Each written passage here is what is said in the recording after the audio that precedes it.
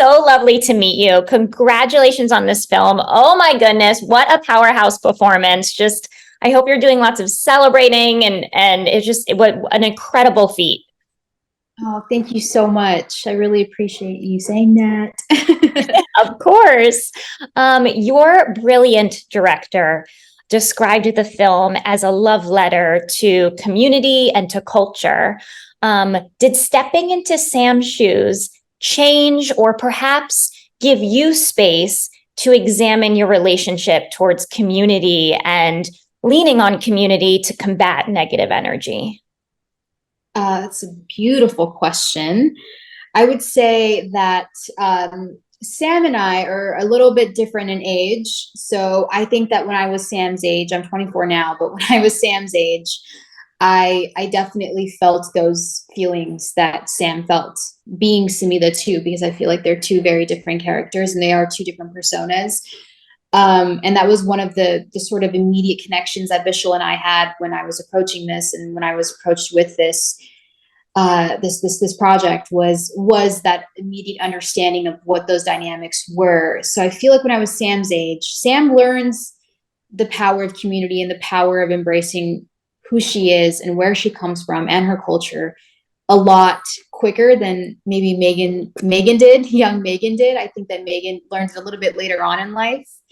But absolutely, I'm so glad that we see this, and we see this powerful character at the end of the movie, from where she starts to who she ends up becoming in the process of this. So I'm really excited that we get to get this story out there, and for little brown people and brown women to be able to see that on screen.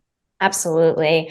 I mean, there's so many beautiful parallels between the power and importance of like self-acceptance in this film and everyday life. That was really, I think, so poignant that you sort of gift it with us in such a beautiful way.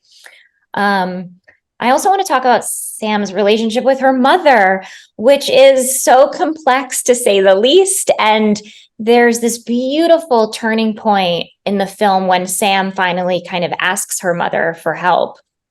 How did you work with the talented Niru, who's such a legend, to sort of, create that delicate dance between mother, daughter, and the love, but also the misunderstanding that also, is kind of rooted in that relationship? Absolutely. I really, Nidu she's such a pro. She's truly a superstar. She knows her stuff. And so I feel like with Nidu, it was no question. She just always knew what she was doing. But I really have to lend a lot of credit to just the script being very good writing and understanding those characters' feelings in those moments. And then when you get to actually just act alongside someone as incredibly talented as Nidu, that process and that pressure really of really honing into that relationship definitely eases a lot more than it would have otherwise if you're dealing with a bad script and potentially a non-exciting scene partner. And Nidu was anything but that. So yeah, that was the easier process. And Just that sounds lovely. Speaking of the script, I mean, the script is so brilliant, and kudos to writers. And was there something that was on the page that you felt one way about, maybe that you were either nervous or the opposite, excited to tackle, and then once you kind of were in it, you discovered something new about Sam that maybe you didn't before?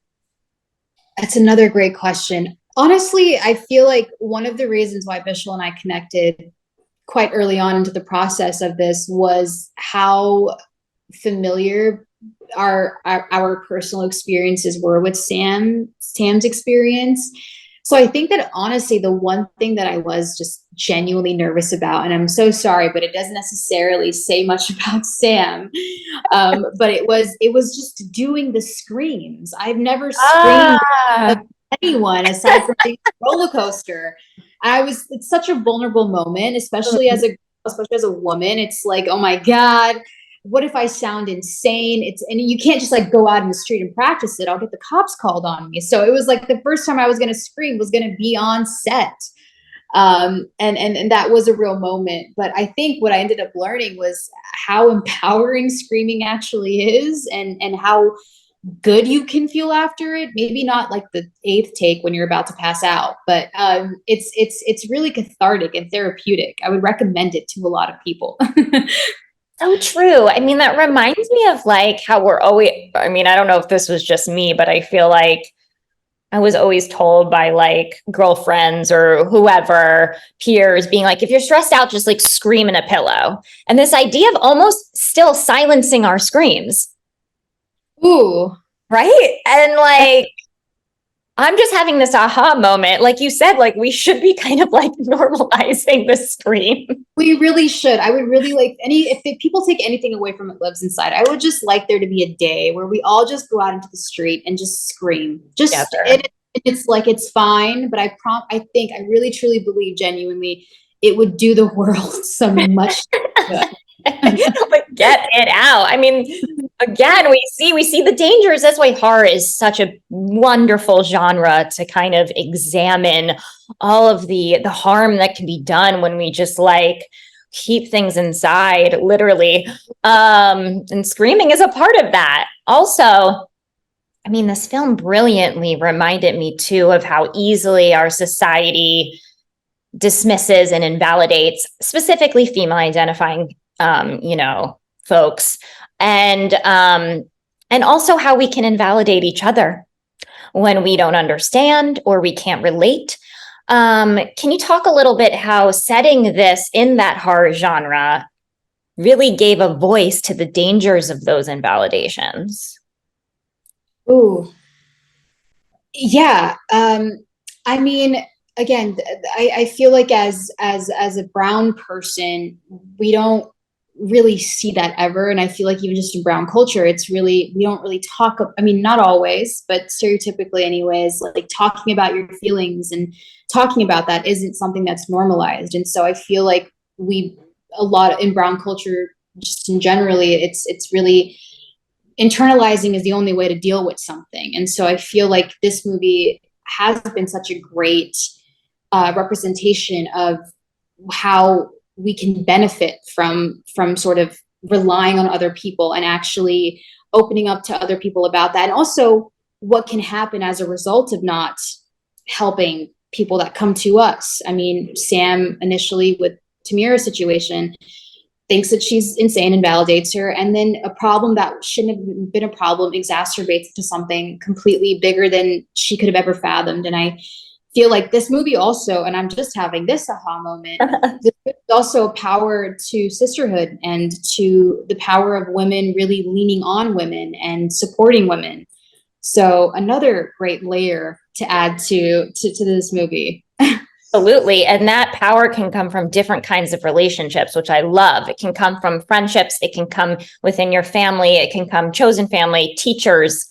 The relationship between Sam and Joyce was so effective. And also, I mean, you have these two girlfriends that save each other, like save themselves and each other, which I was like, this is very refreshing. I don't think I've seen this before, especially in the horror genre. And it was just so beautiful. I loved it. Yeah. It's no longer the concept of being a final girl. I mean, there's final girls. Exactly. It's so true.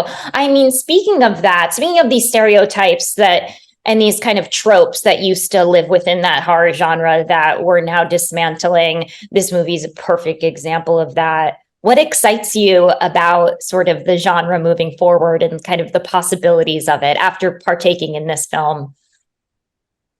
I mean, truly just being a horror fan myself, I've always wanted to do horror. So the fact when this came like along my way, I was so completely just excited and elated that, oh my gosh, I get to finally maybe potentially be in a horror movie. So I think that moving forward, I just hope that we can see more brown leads, and it doesn't always have to be a story revolving around a particular cultural identity, but I hope that we see more stories like this where we aren't just the token character, and we get to lead the movie, and we get to fight the beast, and we get to fight the killer or whoever it is. I just hope that we get more of that. And I personally, just plugging my own self in, I would love to continue working in horror. So I hope that, this is just the beginning of it all.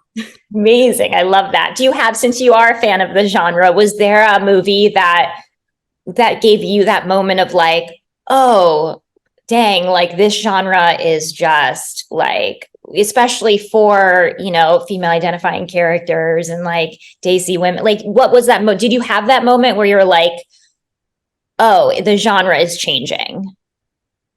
Ooh, that's a good question. I mean, I think It Lives Inside really is a first of its own kind.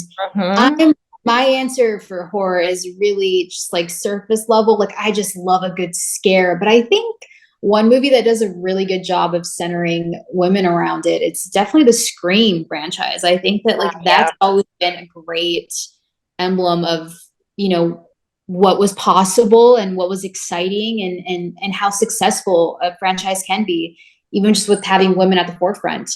So that was really exciting.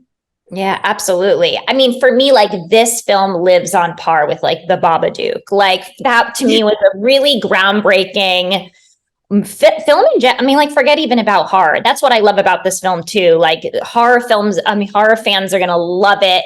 You have all your classic. I mean, I know from reading your director's statement as well. Like he adores horror. He wanted to make sure that all of the like classic horror elements were in there, but this expands, but like beyond genre. And what an important and powerful story without the screams and with the screams. So I loved it. Congratulations on it. And I hope you're doing big celebrations this weekend. And this was lovely. Thank you. Thank you. I'll probably be living inside a hole this weekend. But thank you so much for saying that. I'm so glad you enjoyed it. And it was such a pleasure speaking to you.